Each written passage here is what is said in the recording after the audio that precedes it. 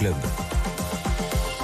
Et comme chaque lundi, Pauline Armandet nous accompagne en plateau. Bonjour Pauline. Bonjour Guillaume. La newsletter BFM Crypto apparaître, elle est gratuite en plus, à 18h tout à l'heure. Là, vous êtes dans les starting blocks en train de rédiger les toutes dernières lignes de cette newsletter, donc croustillante à suivre tout à l'heure. Et vous allez nous faire part d'un des principaux articles, une des principales interviews qu'on va pouvoir lire dans cette newsletter, bien sûr. Vincent Bois aussi est avec nous. Bonjour Vincent.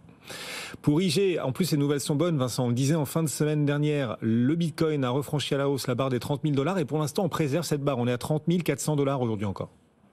Oui, tout à fait. Le rebond qu'on a eu sur les 25 000 $ se maintient sur ce seuil important dont on parlait les dernières semaines.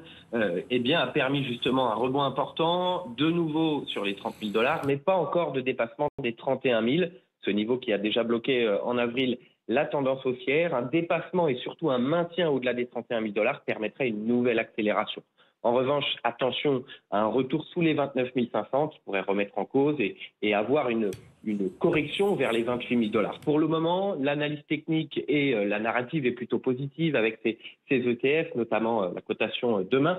Mais il va falloir casser, il va falloir franchir les 31 000 $ pour aller chercher par la suite les 32 500. Donc pour le moment, le rebond technique sur les 25 000, c'est bien opéré. Il va falloir confirmer donc au-delà des 31 000. Mais attention, sous les 29 500. Sur l'Ether, on a franchi des seuils techniques importants et donc ouvert peut-être un horizon plus favorable pour la suite aussi ou pas ?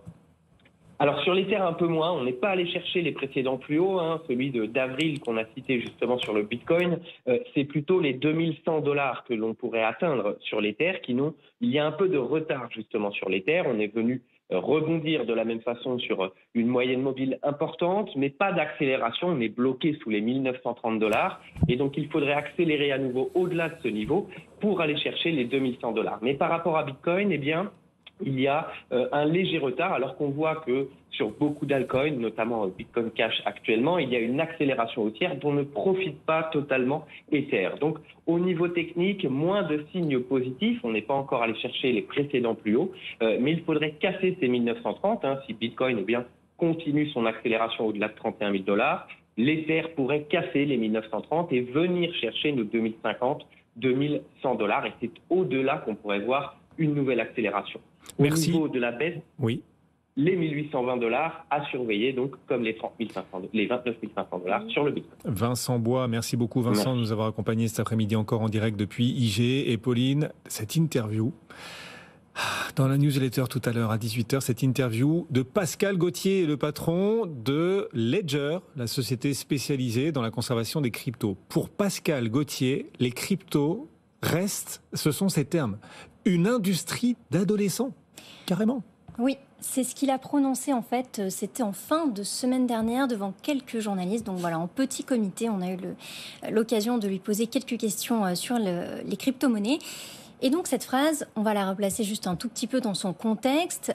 Donc fin mai, Ledger a annoncé le lancement d'un service qui s'appelle Ledger Recover, qui est censé mieux sécuriser la phrase de récupération des utilisateurs. C'est en gros une phrase qui donne accès aux crypto-monnaies.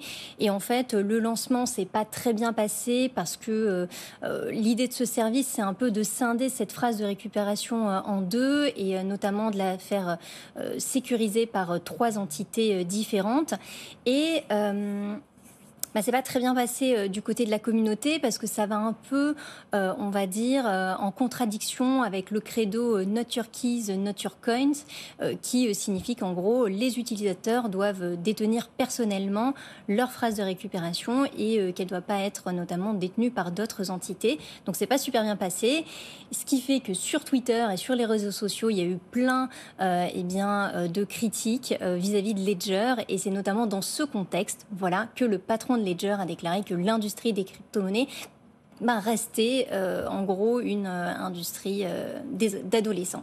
Oui, c'est un propos un peu provocateur pour dire qu'on n'est pas encore arrivé à la phase de maturité, et oui, c'est vrai. Voilà. Et même Ledger, c'est vrai que globalement, explique que eux, ils se sentent plus adultes dans ce contexte, mais que les autres, Et vous avez abordé aussi avec lui la question de la régulation, évidemment. Régulation du secteur crypto de l'Europe aux États-Unis. Oui, parce que l'Europe, on le rappelle, c'est vrai que fin mai a adopté sa réglementation, donc MiCA et TFR, qui va rentrer véritablement en vigueur en 2024 et 2025. Et à propos de MiCA, donc Pascal Gauthier a déclaré qu'il n'était pas sûr en fait que ce règlement européen soit la panacée pour les crypto-monnaies.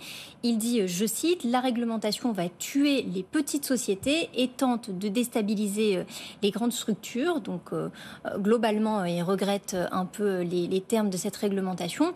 Par contre, il dit la grande nouvelle de ces derniers mois, c'est qu'en gros, le Bitcoin n'est plus vraiment un sujet pour les régulateurs. Parce que les régulateurs, ils se sont davantage concentrés sur les plateformes, les flux de transactions, etc. Les à côté, quoi. Mais en fait, dire s'il faut interdire ou non Bitcoin, c'était plus vraiment un sujet pour les régulateurs. Et puis, donc, dans cette newsletter, apparaît tout à l'heure, gratuite, vous pouvez d'ailleurs flasher ou scanner le QR code qui apparaît sur vos écrans pour la télécharger et vous abonner. Donc, dans cette newsletter tout à l'heure, et cette interview de Pascal Gauthier, vous êtes revenu aussi sur l'avenir de l'industrie crypto et l'intérêt que porte la finance traditionnelle, les géants institutionnels de la finance, pour cet écosystème Web3. On a vu encore des annonces la semaine dernière. Il s'est exprimé dessus aussi, Pascal Gauthier. Effectivement, les annonces dont vous parlez, on a le géant de la gestion d'actifs BlackRock qui veut lancer un ETF Bitcoin. Il a fait la demande au gendarme financier américain, la SEC. On verra si ça aboutit, mais en tout cas, ça pourrait ouvrir un boulevard pour d'autres acteurs. On a la Deutsche Bank, banque allemande, qui a demandé une licence crypto auprès de l'autorité allemande pour pouvoir conserver des actifs numériques. Vous imaginez la Deutsche Bank, waouh. Ouais, une grosse banque internationale. Et on a quand même, la semaine dernière, eu la filiale du Crédit Agricole, donc KCIS, qui a obtenu le statut PSAN en France, qui lui permet donc de détenir des actifs numériques. Et en fait, dans ce contexte, c'est vrai que le patron donc de Ledger, Pascal Gauthier, a expliqué que maintenant, les banques avaient changé de mentalité vis-à-vis des crypto-monnaies et notamment du Bitcoin. C'est vrai qu'à l'époque, c'était plus, on va dire, les services unités, donc blockchain et innovation qui s'intéressaient aux crypto-monnaies. Mais maintenant, ça fait vraiment partie de la stratégie globale de la plupart des banques françaises de s'intéresser au Bitcoin parce qu'elles voient que les particuliers comme les institutionnels veulent miser sur ces crypto-monnaies. Et donc, je cite Pascal Gauthier, il dit que maintenant, presque toutes les banques françaises se bougent aujourd'hui et qu'elles considèrent désormais le Bitcoin comme une classe d'actifs et non plus comme le mal, comme elle pouvait considérer le Bitcoin à l'époque. Voilà, Crédit Agricole, donc à travers KCIS qui devient PSAN, on a Forge pour la Société Générale, il manque encore BNP Paribas quand même. Bon. Oui. On va voir s'ils s'y mettent.